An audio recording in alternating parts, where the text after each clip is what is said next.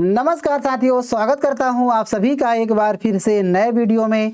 साथियों, हाल ही में बांग्लादेश और अमेरिका के बीच सीक्रेट तरीके से एक बहुत बड़ी डील होने की खबरें आ रही हैं।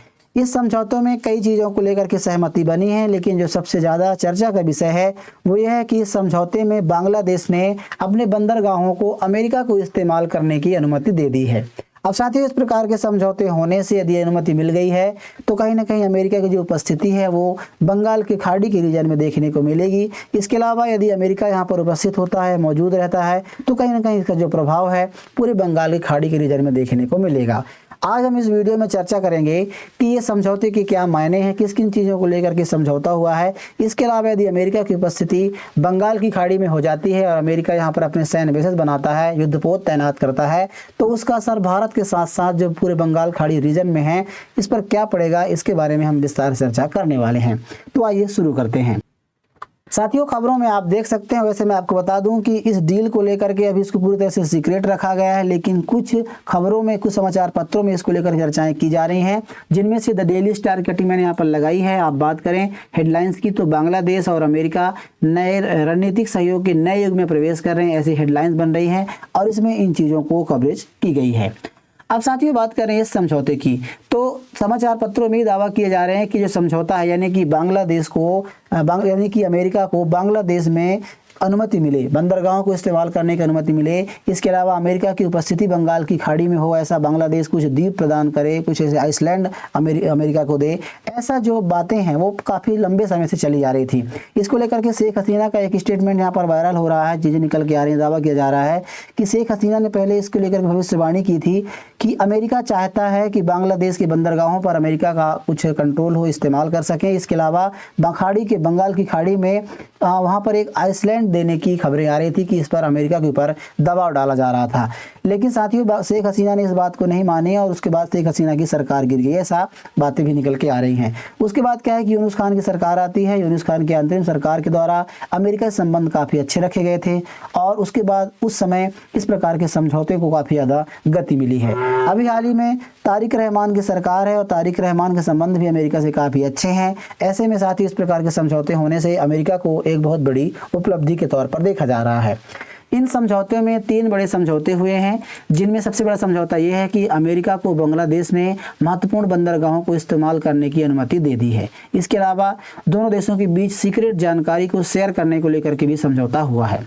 साथ ही इस प्रकार के समझौते होने से जो बंगाल की खाड़ी के रीजन में अमेरिका की मौजूदगी और इसका जो प्रभाव है काफ़ी ज़्यादा बढ़ सकता है। ऐसे में इसका जो प्रभाव है भारत के साथ साथ पूरे जो खाड़ी के देश हैं, ये बंगाल खाड़ी के आसपास जो देश हैं, इन पर देखने को मिल सकता है। और सबसे बड़ी बात भारत के लिए है, क्योंकि साथियों बंगाल की खाड़ी में जो सबसे ज़्यादा जो दबदबा है वो भारत का है। चाहे अंडमान निकोबार को लेकर के हो, वहाँ पर भारत पहले से ही अपने जो युद्धपोत है वो तैनात कर रखा है ताकि बांग्लादेश में जो खाड़ी के बंगाल खाड़ी में निगरानी रखता है। इसके अलावा जो घटनाएं घट रही हैं, जिस प्रकार समझौते हुए हैं, तो इन जो बंदरगाह हैं जिनको अमेरिका को अनुमति दी गई है, इनकी जो दूरी है वो काफ़ी कम है। निकोबार से बात की जा रही है, अंडमान निकोबार से जो चटगांव बंदरगाह को अनुमति दी गई है तो सिर्फ 1100 किलोमीटर की दूरी पर, यानी काफ़ी नज़दीकी जो एरिया है वो वहाँ पर बताया जा रहा है। अब साथ ही दोनों देशों के बीच के बारे में बात करें तो इनकी स्थिति को समझने के लिए पहले मैं आपको मैप में समझाने का प्रयास करूंगा। यह हमारा प्यारा भारत है। भारत के पूर्व में आप जाएंगे तो ये बांग्लादेश है। साथियों, बांग्लादेश के बनने के पीछे क्या कहानी रही हो तो आप लगभग सभी जानते हैं, फिर मैं आपको बता दूं कि पहले जब भारत 1947 में आज़ाद हुआ तो पाकिस्तान और भारत 2 देश बन करके अलग हुए। जब अलग हुए 2 देश बने। ऐसे में पाकिस्तान भी 2 क्षेत्रों में 2 एरिया में बटा हुआ था, एक था पूर्वी पाकिस्तान, एक पश्चिमी पाकिस्तान। वर्तमान में जो पाकिस्तान है पश्चिमी पाकिस्तान का हिस्सा है और पूर्वी पाकिस्तान में साथियों 1971 में आंदोलन होते हैं और नया देश बन करके निकलता है बांग्लादेश। साथियों, बांग्लादेश के साथ भारत की सबसे ज़्यादा जो भूमि सीमा है वो साझा करता है। बात करें तो 4,000 से ज़्यादा किलोमीटर की लंबी सीमा जो है भारत बांग्लादेश के साथ साझा करता है। साथियों, बांग्लादेश भारत के 5 राज्यों से घिरा हुआ है। वेस्ट बंगाल, मेघालय, असम, त्रिपुरा और मिजोरम, इन राज्यों से घिरा हुआ, चारों तरफ से घिरा हुआ है। बात करें सीमा सुरक्षा की तो यहाँ पर भारत ने कटीले तारों की फेंसिंग कर रखी है काफ़ी ज़्यादा क्षेत्रों में, तो इससे क्या है कि जो सीमा है वो अलग स्पष्ट होती है। इसके अलावा बांग्लादेश की दूसरी सीमा है वो समुद्र से मिलती है और सीधे बंगाल खाड़ी में जाकर के निकलती है। अब इसी बंगाल खाड़ी में यहाँ पर जो बंदरगाह हैं बात करें तो उनको लेकर के समझौता हुआ है। रिपोर्टों में दावा किया जा रहा है, रिपोर्टों जो खबर आ रही साथियों, तो बांग्लादेश के बीच कुल 3 समझौते हुए हैं। इनमें समझौते के बाद बंगाल की खाड़ी के रीजन में जो मौजूदगी है वो अमेरिका की कहीं ना कहीं ज़्यादा बढ़ जाएगी। जो समझौते हैं उनके बारे में बात करें तो 2 बंदरगाहों के इस्तेमाल को लेकर के समझौता हुआ है। अमेरिका और बांग्लादेश के बीच चिटगांव और मातरबाड़ी, मैप में आप देख सकते हैं, ये चिटगांव है, ये मातरबाड़ी यहाँ पर बंदरगाह है। तो ये काफ़ी इंपॉर्टेंट बंदरगाह माने जाते हैं क्योंकि भारत का ही इसके बगल में जस्ट है कोलकाता बंदरगाह, तो जो हुबली में है। तो ये इंपॉर्टेंट बंदरगाह तो भारत के जो रणनीतिक तरीके से काफ़ी इंपॉर्टेंट माना जाता है। तो इनको अमेरिका को इस्तेमाल करने की अनुमति दी जा रही है, ऐसे यहाँ पे खबरें आ रही हैं। इसके अलावा अमेरिकी युद्धपोत और सैन्य जहाज यहाँ आ जा सकेंगे। दूसरी जानकारी साथियों, खुफिया जानकारी साझा करने का भी समझौता हुआ है। दोनों देशों के सैन्य और सुरक्षा से जुड़े खुफिया सूचनाएं एक दूसरे के साथ साझा करेंगे, ऐसा समझौता हुआ है। यानी कि यहाँ पर जो भी गतिविधियाँ हो रही हैं उनकी जानकारी अमेरिका रखेगा और अमेरिका यहाँ पर निगरानी भी कर पाएगा। इसके अलावा सैन्य और रणनीतिक सहयोग को बढ़ाने को लेकर के बातें कही जा रही हैं, इसको लेकर के समझौता हुआ है। बंगाल की खाड़ी में और मलक्का स्ट्रेट रीजन आगे हम चर्चा करेंगे, जिसमें अमेरिका की सैन्य मौजूदगी बढ़ाने को और समुद्री निगरानी को बढ़ाने को लेकर के सहमति बनी। अब साथियों, इस प्रकार के समझौते होने के बाद से अमेरिका की उपस्थिति यदि यहाँ पर हो जाती है बंगाल की खाड़ी में, बांग्लादेश में खास करके, तो कहीं ना कहीं इस पूरे रीजन में जो इसका प्रभाव है काफ़ी ज़्यादा यहाँ पर देखने को मिलेगा, जैसा चर्चा में की जा रही है। अब आप सभी को बता दूं मैं कि अमेरिका पूरी दुनिया में वैसे तो सुपर पावर के तौर पर है, सुपर पावर के तौर पर बनकर उभरा है या फिर है। इसके अलावा इसकी जो उपस्थिति है पूरी दुनिया में कहीं ना कहीं है। कई सारे देशों में, दुनिया के लगभग कई क्षेत्रों में अमेरिका ने अपने सैन्य बेसेस बना रखे हैं। यहाँ पे आप देख सकते हैं अमेरिका का, मैं आपको उदाहरण के तौर पर बताने का प्रयास करूँ, यदि अमेरिका के रीजन में उसे कुछ सैन्य कार्यवाही करनी है, अपने युद्धपोत तैनात करने हैं, कुछ भी करनी है, सैन्य गतिविधियां करनी है, तो इसके लिए यूएस नॉर्दर्न कमांड के द्वारा किया जाएगा। ठीक उसी प्रकार से साउथ में, दक्षिण अमेरिका में कुछ करना है तो साउथ कमांड है। इसके अलावा सेंट्रल के क्षेत्र में बात करें कि जैसे जो सेंट्रल कमांड, जैसे हाल ही चर्चा में भी रहा है कि ईरान पर जो हमला हुआ है वो साथियों सेंट्रल कमांड के द्वारा किया गया था। जो पूरे रीजन है, पूरे यहाँ पर मिडिल ईस्ट हो, इसके अलावा इन क्षेत्रों में जो कमांड होती है या फिर जो भी सैन्य गतिविधियाँ करनी है वो सेंटकॉम के द्वारा की जाती है। यूरोप में कोई गतिविधियाँ सैन्य कार्रवाई करनी है तो इसके लिए यूएस कमांड है। अफ्रीका में यूएस अफ्रीका है, अफ्रीका कमांड है। तो इस प्रकार की इंडो पैसिफिक कमांड है। तो सारे क्षेत्रों में अमेरिकी सैनिकों ने या अमेरिका के द्वारा अपने सैन्य बेसेस बना रखे हैं और काफ़ी ज़्यादा मात्रा में वहाँ पर सैनिक या युद्धपोत तैनात कर रखे हैं। तो इस प्रकार से व्यवस्था अमेरिका ने बना रखी है।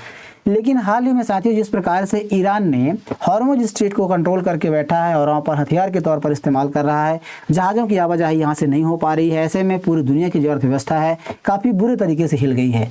ऐसे में अमेरिका के लिए समझौता काफ़ी इंपॉर्टेंट हो जाता है, क्योंकि अमेरिका जितने भी समुद्री मार्ग हैं वहाँ पर वो अपने रणनीतिक तौर पर एक उपस्थिति का मतलब प्रयास करता है। चाहे हम बात करें काफ़ी क्षेत्रों में, जैसे कि जो दुनिया भर में जो सबसे ज़्यादा व्यापार होता है समुद्र के मार्ग से होता है, और समुद्री मार्ग में कई ऐसे रास्ते हैं जो काफ़ी सकरे हैं जहाँ से जहाज़ों की आवाजाही होती है। जैसे बात करें सुएज नहर की जो मिस्र के पास है, तो यहाँ पर भी काफ़ी सकरा रास्ता है। इस प्रकार से अभी हाल ही में घटनाएं घटी हैं, इस सकरे पॉइंट को ईरान ने चोक करके बैठा है या फिर इस पर कब्जा करके रखा है, जिससे जहाँ पे जहाज़ों की आवाजाही नहीं हो रही है।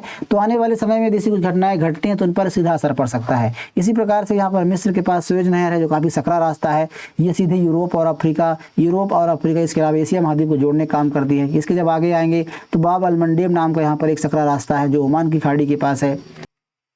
इसके अलावा साथियों भारत और श्रीलंका के बीच पाक जल मरुमध्य है, पाक जल स्ट्रीट है। इसके अलावा सबसे महत्वपूर्ण जिसको लेकर चर्चा की जा रही है कि अमेरिका की जो नज़र है वो अब मलक्का स्ट्रीट पर है। साथियों मलक्का स्ट्रीट सिंगापुर, मलेशिया और इंडोनेशिया इन तीनों देशों के बीच में स्थित है और काफ़ी महत्वपूर्ण लोकेशन ये माना जा रहा है। इसके बारे में यदि बात करें तो पूरी दुनिया की ये लाइफ लाइन मानी जाती है। यहाँ से तेल के साथ साथ इलेक्ट्रॉनिक्स, मशीनें और बाकी सामानों का सबसे बड़ा व्यापार होता है। मैप में आप देखेंगे तो ये मलक्का स्ट्रीट है, मलेशिया, इंडोनेशिया और इसके बाद सिंगापुर जो इम्पॉर्टेंट यहाँ के देश माने जाते हैं। सबसे बड़ा जो इस पर जो अर्थव्यवस्था टिकी हुई है या फिर सबसे बड़ा जो योगदान है वो सिंगापुर का है। साथियों सिंगापुर ने यहाँ पर एक हब के तौर पर यहाँ पर बना रखा है, जिसमें जो जहाज़ें आती जाती हैं यहाँ से, तो रिफ्यूलिंग करने का काम हो या फिर कोई भी चीज़ें रिफ्यूलिंग करती हैं, जहाज़ विश्राम यहाँ पर करते हैं, जो भी मैन्युफैक्चरिंग का काम करती हैं या फिर कुछ यदि तकनीकी खराबी आए तो उसमें रिपेयरिंग का काम करती हैं। तो इस प्रकार की घटनाएं यहाँ पर होती हैं, इस प्रकार की प्रक्रिया होती है सिंगापुर में। तो सिंगापुर एक बहुत बड़ा इसका यहाँ पर महत्व है।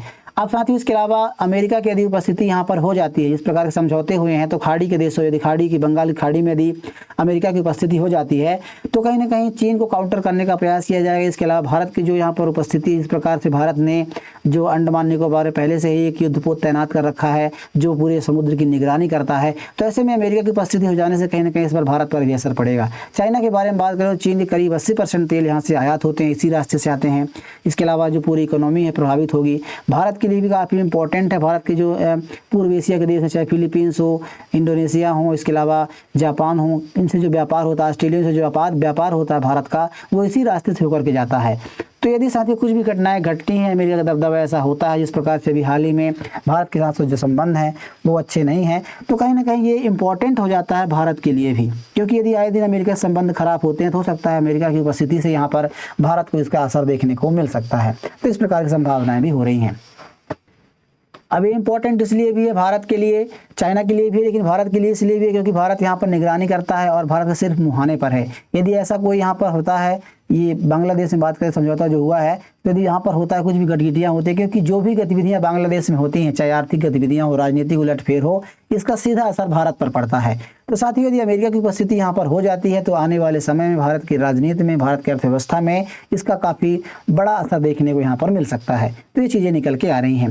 हालांकि कुछ इसको लेकर के बातें भी ये भी आ रही हैं कि जो सिंगापुर है, हालांकि इसमें भारत की उपस्थिति को लेकर के सिंगापुर ने बहुत बड़ी संकेत दिया था, जिसमें क्षेत्रीय सहयोग बढ़ाने को लेकर के बातें कही गई थी भारत के साथ। और मलक्का स्टेट में अमेरिका के लिए सब कुछ जो जिस प्रकार के दावे अमेरिका का अनुमान लगाया जा रहा है कि अमेरिका की उपस्थिति होने से हो सकता है मलक्का स्टेट में अमेरिका दबदबा हो जाए, लेकिन ऐसा हो नहीं पाएगा क्योंकि इंडोनेशिया और मलेशिया जो है इस इलाके को लेकर काफ़ी संवेदनशील हैं और अपनी संप्रभुता को लेकर के कोई समझौता नहीं करना चाहते हैं। तो इस प्रकार की बातें भी हो रही हैं। हालांकि सिंगापुर एक छोटा देश है, लेकिन वैश्विक शिपिंग के मामले से मैंने आपको बताया काफ़ी इंपॉर्टेंट है। इसमें पोर्ट और समुद्री सेवाओं उसकी अर्थव्यवस्था की रीढ़ मानी जाती है। यहाँ पर काफ़ी ज़्यादा मात्रा में सिंगापुर के द्वारा इसे मैंने पोर्ट बना रखे हैं और यहाँ पर जहाज़ों की रिफिलिंग होती है, जो जहाज़ों की जो रिपेयरिंग हो यहाँ पर होती है, तो इसलिए काफ़ी इंपॉर्टेंट माना जाता है। बहरहाल इस प्रकार के समझौते होने से कहीं ना कहीं साथियों खाड़ी के देशों में कुछ जरूर असर देखने को मिलेगा। आने वाले समय में इसको लेकर कोई यदि ऐसी खबरें आती है तो इस पर हम चर्चा करेंगे। बहरहाल आप इस खबर के बारे में क्या सोचते हैं? इस प्रकार के समझौते होने से क्या भारत को कुछ बुरा असर देखने को मिल सकता है या फिर भारत को कुछ रणनीतिक जीत भी मिल सकती है? इसके बारे में जरूर बताइए। वीडियो कैसी लगी वीडियो के बारे में जरूर लिखिएगा। जानकारी पसंद आई हो तो वीडियो को लाइक कीजिए, चैनल को जरूर सब्सक्राइब कर लीजिएगा ताकि ऐसे इन्फॉर्मेशनल वीडियो आपको मिलते रहें। मिलते हैं किसी ऐसे नए वीडियो के साथ, तब तक के लिए नमस्कार।